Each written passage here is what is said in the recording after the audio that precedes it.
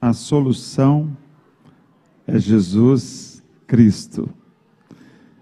Nós já recebemos a palavra do Senhor, amém? Tudo que vivemos já seria o suficiente nessa noite.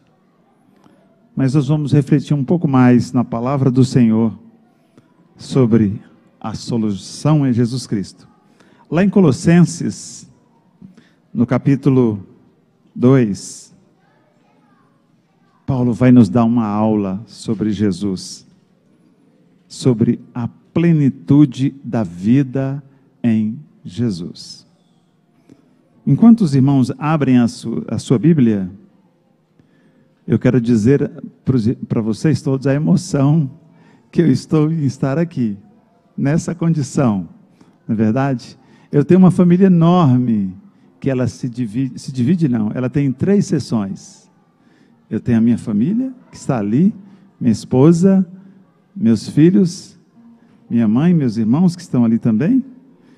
Eu tenho a minha igreja, que está aqui no meu coração, Comunidade Batista Hope, que juntos, esse povo, não é esse lugar aqui não, gente, o lugar nós vamos mudar, certo? Amém, é o nosso povo. Eu tenho esses homens, são meus irmãos que moram aqui no meu coração, a gente tem vivido juntos esse tempo. Deus tem cuidado de nós em todo tempo. Então é uma emoção tripla em estar aqui. Os irmãos abriram então nós vamos... Versículo 6 do capítulo 2.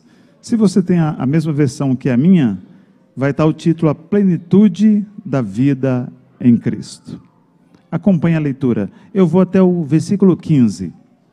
Portanto, assim como vocês receberam Cristo Jesus, o Senhor, continuem a viver nele, estando enraizado, edificado nele e confirmados na fé, como foi ensinado a vocês, crescendo em ações de graça, tendo cuidado para que ninguém venha a enredá-los com filosofias vãs e vãs sutilezas, conforme a tradição dos homens, conforme os rudimentos do mundo, e não segundo Cristo, porque nele habita corporalmente toda a plenitude da divindade. Também nele vocês receberam a plenitude. Ele é o cabeça de todo o principado e potestade. Nele também vocês foram circuncidados, não com as circuncisões feitas por mãos humanas, mas pela remoção do corpo da carne, que é a circuncisão em Cristo, tendo sido sepultados juntamente com ele no batismo, no qual vocês também foram ressuscitados por meio da fé no poder de Deus, que o ressuscitou dentre os mortos. E quando vocês estavam mortos nos seus pecados e na circuncisão da carne, ele lhes deu vida juntamente com Cristo, perdoando todos os nossos pecados, cancelando o escrito de dívida que era contra nós, que constava de ordenanças, a qual nos era prejudicial. Removeu-o inteiramente, cravando-o na cruz, e despojando os principados e as potestades, publicamente os expôs aos desprezos, triunfando sobre a cruz. Baixe sua cabeça. Senhor, muito obrigado. Obrigado pela tua palavra, Deus, nessa noite. Obrigado porque temos recebido aqui do Senhor tanta coisa importante, que nos faz entender que a solução é Jesus. E mais uma vez, fala, Senhor Deus, a cada um de nós sobre a tua palavra. Que eu seja nesse momento apenas um instrumento do Senhor para transmitir a tua palavra. Eu te agradeço em nome de Jesus. Amém. Um breve contexto sobre o nosso texto aqui. Paulo escreve então para a igreja de Colossos. Colossos é uma cidade importante da Frígia, na Ásia Menor, no mundo antigo. Hoje essa região de Colossos é na Turquia. Então Paulo vai escrever para essa igreja.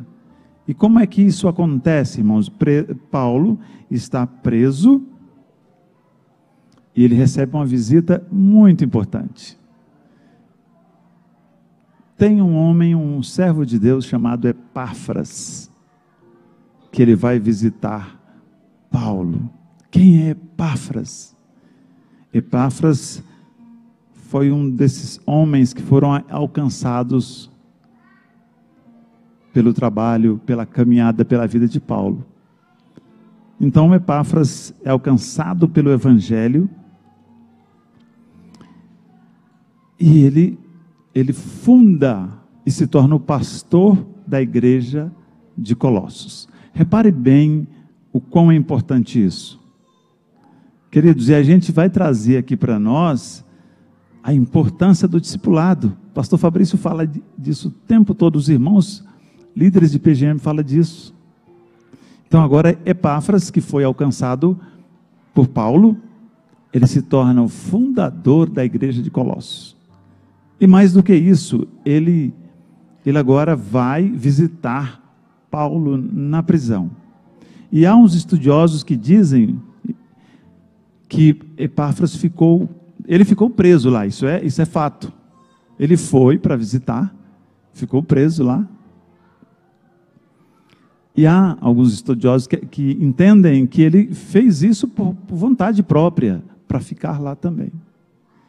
E nesse tempo todo aí, Paulo escreve, então, a carta de Colossos, porque Epáfras vai nesse momento prestar conta. A gente fala disso, né? No começo eu achava estranho sobre essa prestação de contas ali no PGM, mas na verdade ele foi contar o que estava acontecendo ali em Colossos. E Paulo escreve também a igreja de Filipe, a Efésios e Filemão. Esse período, então, foi um período importante para Paulo. Mas o que estava acontecendo ali? Tinham surgido falsos profetas, só para os irmãos entenderem o contexto, que esses falsos profetas estavam lançando algumas filosofias estranhas. Estavam mostrando então para esse povo que só o evangelho não era suficiente. E eles falavam sobre a circuncisão, eles falavam sobre culto aos anjos, né?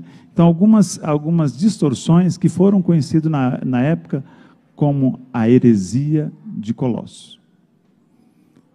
Então Paulo, tomando conhecimento de tudo esse acontecido, Paulo vai então escrever aos Colossos. E aí, meus irmãos, agora, entendendo esse contexto, fica mais claro para mim e para você entender o que Paulo está nos dizendo.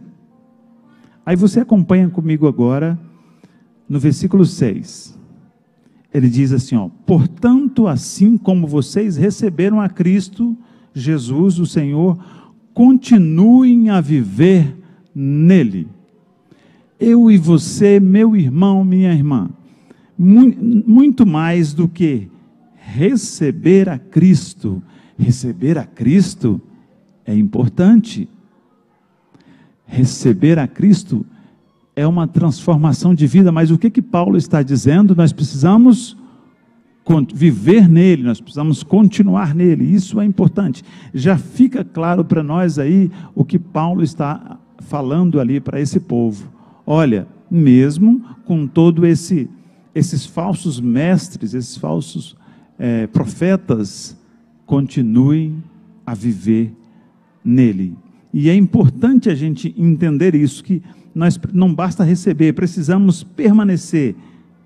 É o que chamamos na teologia do processo de santificação. Eu e você, meu irmão.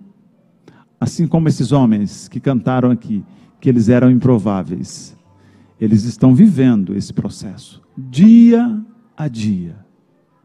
Eles estão entendendo que Jesus é a solução. Então, queridos, nesse tempo em que nós somos bombardeados por falsas doutrinas, precisamos entender isso. Eu e você precisamos permanecer nesse processo de santificação que vai levar eu e você à glorificação.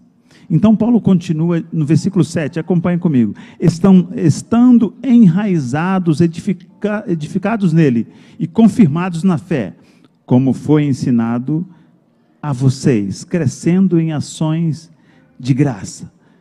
Meu irmão, se você está acompanhando na sua Bíblia, você vai perceber que Paulo está usando aqui duas metáforas importantes. Ele começa dizendo assim, estando enraizado. Essa palavra enraizado, o que você começa a entender sobre essa palavra? Estar enraizado. A ideia de uma árvore forte, firmada, é a mesma ideia da igreja. Nós, como igreja de Jesus, precisamos estar firmado, enraizado. E Paulo vai usar uma segunda metáfora aqui, que é do edifício. O irmão Osmar, alguns outros irmãos, a gente estava numa reunião aqui, qual é a primeira preocupação? E eu preciso dizer isso. A preocupação da irmã Samara. Quantos sacos de cimento nós vamos usar para deixar esse edifício forte, firmado? E é isso, a igreja precisa estar firmada. E Paulo vai citar isso aqui. Ele vai dizer aqui no versículo 7, ele diz assim, estando enraizados, edificados nele, confirmando a fé, como foi ensinada a vocês em ação de graça. Então, meus irmãos, é importante, aqui no contexto, Paulo estava falando sim, a igreja de Colossos. Como vocês entenderam, o que estava acontecendo lá, ele estava dizendo, olha, mesmo com todos esses falsas doutrinas aqui, o que eles estavam dizendo? Eles estavam dizendo, olha, o evangelho de Jesus, ele pode salvar, mas para a salvação ser completa, não pode ser só Jesus. Precisa ter a circuncisão, que era prática, precisa ter o calendário judaico, não vou fazer nada no sábado, vocês não podem fazer nada no sábado. E a dieta religiosa, não pode comer porcos, outros animais. Então, na concepção desses falsos profetas, precisavam fazer isso também, porque só o evangelho não era suficiente. Aí, meu irmão, eu lhe faço uma pergunta, há alguma coisa diferente dos nossos dias? Não, nos nossos dias, somos cheios de filosofias vãs que nos ensinam, olha, você tem que fazer isso, fazer aquilo, você tem que pegar um copo, um tempo desse tinha isso, né? Você tem que pegar um copo d'água e colocar lá em cima da sua televisão, porque só assim você é abençoado. E aqui não vou entrar no mérito da fé de ninguém, o que eu estou dizendo, eu não, o que o apóstolo Paulo está dizendo é que Jesus é suficiente, que Jesus é suficiente. Então assim, ele vai trazer para nós essa certeza de que nós precisamos estar firmados em Cristo. E ele continua dizendo no versículo 8, tenham muito cuidado para que ninguém venha enredá-los. Eu vou repetir isso. Tenham cuidado para que ninguém venha enredá-los. Queridos, o que você entende de enredar? O que você entende de enredar? A ideia que passa é como se fosse o peixe tentando sair, mas tem a rede que vai segurar.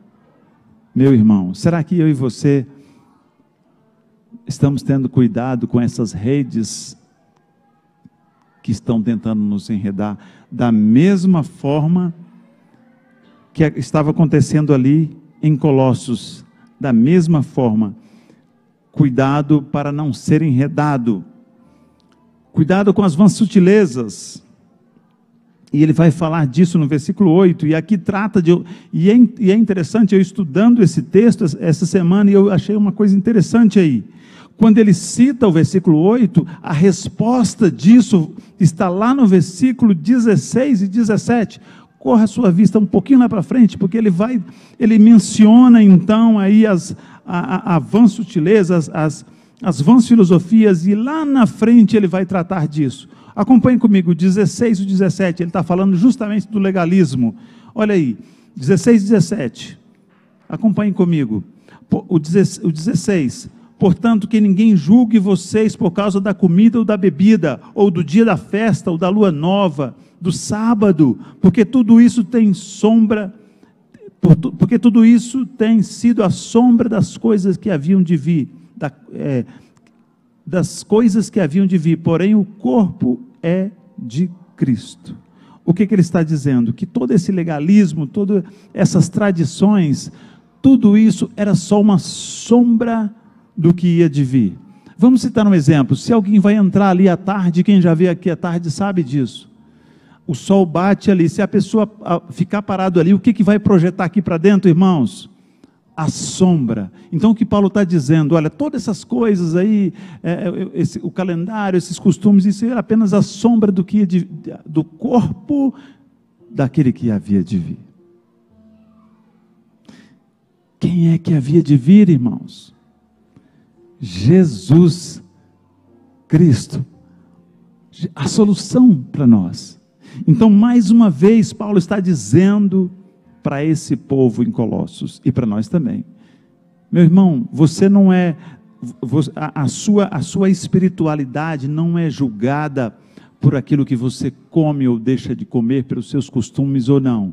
Aí aqui nós abrimos um parêntese, é claro que você como servo do Senhor, transformado em Jesus, o Espírito Santo vai te dar discernimento daquilo que é o correto a fazer, mas o que ele está dizendo que é justamente que você deve estar firmado em Jesus. E observe agora, primeiro foi o legalismo, que são 3 questões aqui, o legalismo, a segunda é o sincretismo, e está no versículo 18, acompanhem comigo, 18, não deixem que ninguém se faça de árbitro para desqualificar vocês, com pretexto de humildade e culto de anjos, baseando-se em visões, estando cheios de orgulho, sem motivo algum na sua mente. E a ideia do sincretismo aqui, meus irmãos, eu falei no começo aqui que lá em Colossos surgiu é o único lugar na Bíblia, no Novo Testamento, que fala diretamente sobre isso. Um culto aos anjos. Um culto aos anjos. E nós não estamos falando da ideia do anjo ser um mensageiro de Deus. Não, é culto mesmo. E a proposta aqui era mais ou menos assim, olha, nós somos muito humildes, vamos fazer o seguinte, nós vamos adorar aos anjos, porque a gente é mais simples, a gente adora os anjos, porque adorar a Deus é uma coisa muito mais alta, só que isso era uma falsa humildade. Então Paulo está exortando justamente aqui, olha, não entra nisso não entra nessa ideia de, vamos ser mais simplesinho, vamos adorar só aos anjos, porque na verdade o que eles faziam era só da boca para fora. Então Paulo está afirmando isso.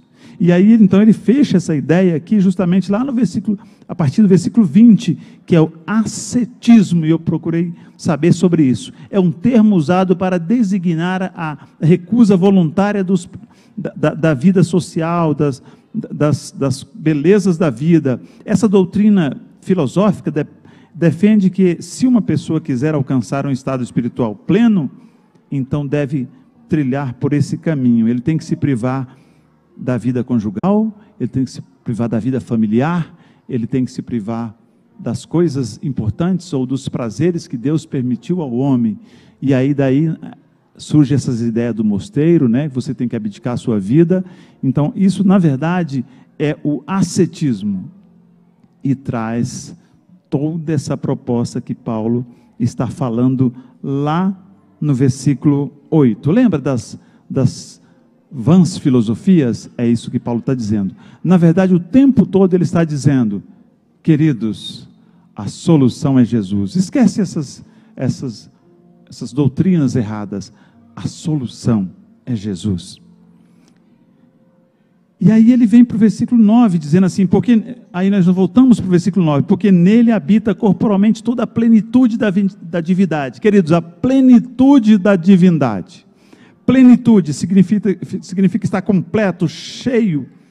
É o estado daquilo que foi feito na sua totalidade. Aí, meu irmão, você tem Jesus? Amém?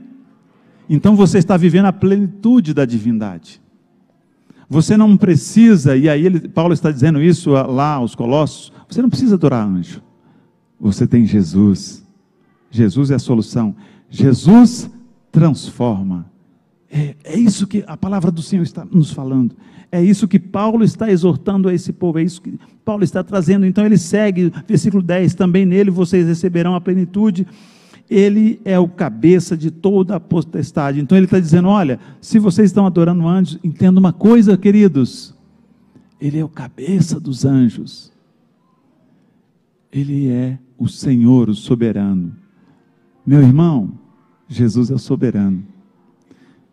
Jesus é tudo na nossa vida. Não precisamos de mais nada. Jesus é o soberano em nossas vidas. Seguindo, versículo 11, nele também vocês foram circuncidados, e aí ele vai tratar essa questão do legalismo, né, da circuncisão ali. Nele também vocês foram circuncidados, não como a circuncisão feita por mãos humanas, mas pela remoção do corpo, que é a circuncisão do Espírito. E aí existia essa prática dos judeus, os irmãos sabem que a ideia era ali da purificação, né? Mas a purificação aconteceu quando Jesus morreu por mim e por você, meu irmão. Glória a Deus por isso. Isso é importante, isso é tremendo, isso faz para mim e para você toda a diferença.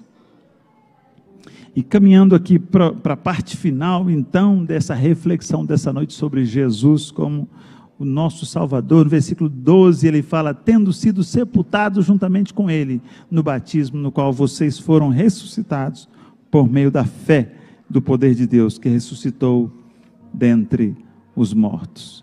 Então, Paulo está ensinando agora para esse povo que o batismo é a forma pública de mostrar que não mais a circuncisão física, mas a circuncisão que Jesus nos dá, que é morrer para o mundo e viver para Cristo. Então, queridos, que a gente possa entender isso em todo o tempo, de que nós morremos para o pecado, a nossa vida agora é em Jesus, a transformação vem de Jesus, que nós precisamos estar firmados, como ele falou no começo, enraizados como igreja forte no Senhor. Isso é importante.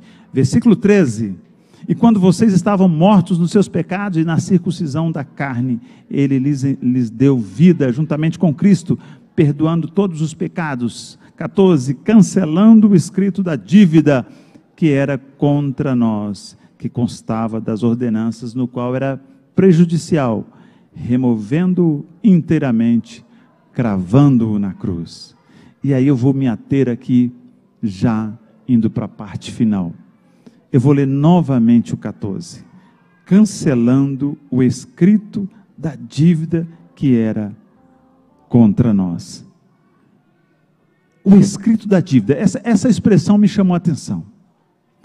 O que Paulo está dizendo? E aí Paulo ele realmente é um desafio, né? Porque Paulo ele escreve de maneiras curtas, mas são muito profundas. O que é o desafio? O escrito da dívida? E aí eu e você começa a pensar, deve ser os meus pecados, né? Que o Senhor vai escrevendo ali, então está escrito ali, e aí tem aquela lista. É muito mais do que isso. O escrito da dívida que Paulo está dizendo é a própria lei. Não porque a lei seja ruim, porque quem é difícil somos nós. A lei do Senhor é perfeita, ele é boa. Mas então ele vai trazer dizendo que não é pela lei, porque Jesus fez um ato logo em seguida aqui. Ele continua dizendo, o escrito da dívida que era contra nós, porque nós somos, sem Cristo, nós somos falhos. Contra nós que constava das ordenanças, o qual era prejudicial. Por que era prejudicial para mim e para você? Porque nós não conseguimos. Jesus é que de fato pode mudar todas as coisas. E aí, sabendo disso, Deus, ele manda Jesus para remover inteiramente. E aí é interessante essa ilustração, porque assim, ele vai falar que é cravado na cruz. pegou a dívida e cravou na cruz. Ou seja, aquele peso da lei que tinha, meu irmão e minha irmã, que tinha em mim e você, não existe mais. A graça de Deus nos alcançou, o sangue de Jesus nos purificou e nos purifica de todo o pecado, amém? Glória a Deus.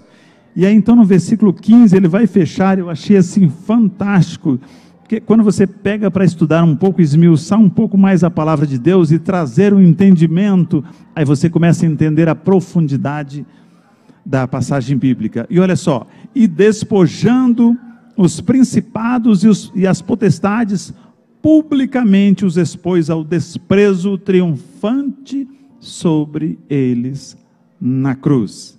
E essa palavra despojando os principados e potestade, e aí eu estudando esse entendimento de Paulo, e aí os irmãos lembram que ele estava preso, e a cabeça de Paulo naquele momento era, e ele tem muitas ilustrações sobre exércitos, sobre a vida militar, né? Então ele vai falar disso, que despojar é aquela ideia do soldado que é o vencedor, né?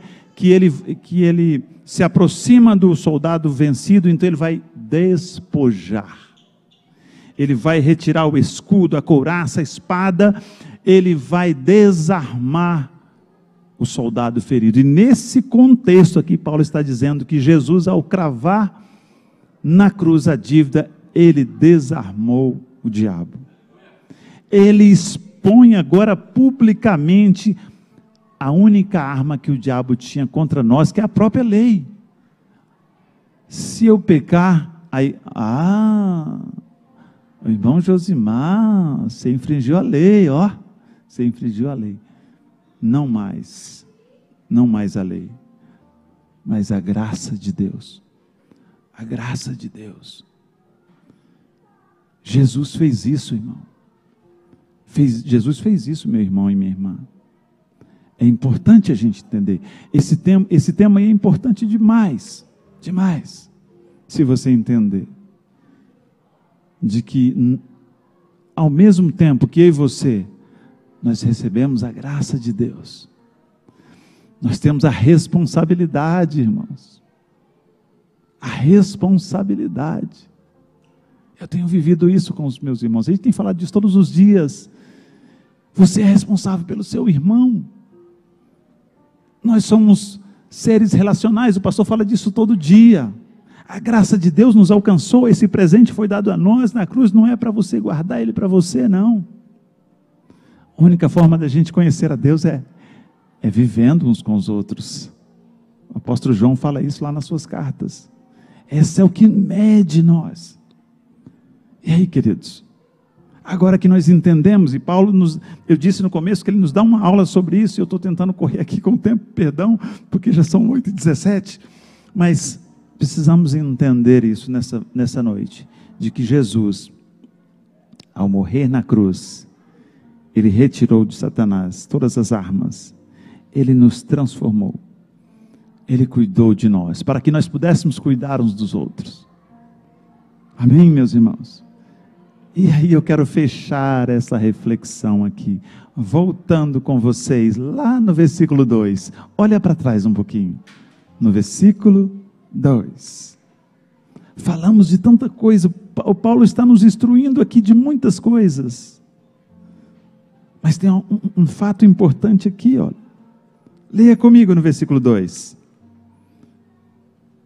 faço isso para que o coração deles sejam consolados, para que eles, vinculados em amor, tenham toda a riqueza da plena convicção do entendimento, para o conhecimento do mistério de Deus, que é pronto.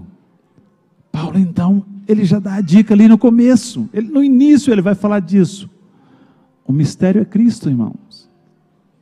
Hoje eu e você podemos falar, não tem mais mistério, tem, mas ele já foi revelado na Bíblia. É Jesus Cristo, que é a solução para os nossos pecados. É interessante isso.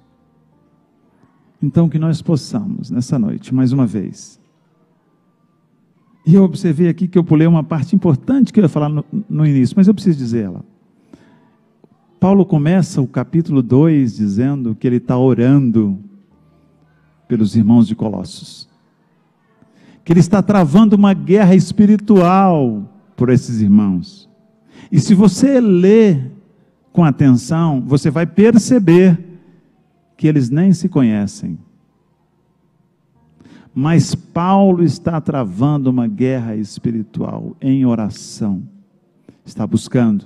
E eu estava me lembrando quantas vezes os irmãos se reúnem aqui para travar guerras espirituais por irmãos que nem conhecem, por aqueles que conhecem também.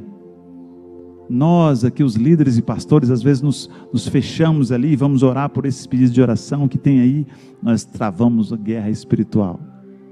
Então, meu irmão e minha irmã, eu quero te convidar a travar uma guerra espiritual, em nome de Jesus, para que nós, em especial nesse tempo que os batistas brasileiros param para pensar ou para viver mais intensamente essa campanha. Para que é essa campanha? Eu vou usar as palavras do pastor Fabrício. Jesus não precisa de nós. Jesus nos dá a oportunidade. Olha que especial. Jesus dá a oportunidade para mim e para você, para poder fazermos a obra de Deus.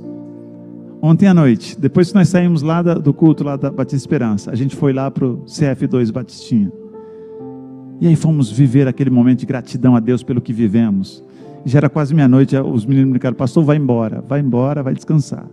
Mas eu disse a eles: é uma oportunidade de estar com vocês, experimentando dessa transformação que Jesus fez.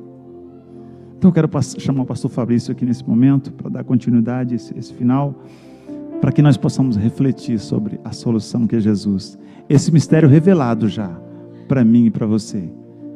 Que nós possamos estar encorajados. Que essa semana a gente entra firmes, entendendo isso, que a solução é Jesus Cristo, para mim e para você. Você deve estar enfrentando a sua luta, a sua dificuldade, mas o Senhor é a solução em nossas vidas. Amém? Amém. Pastor Fabrício.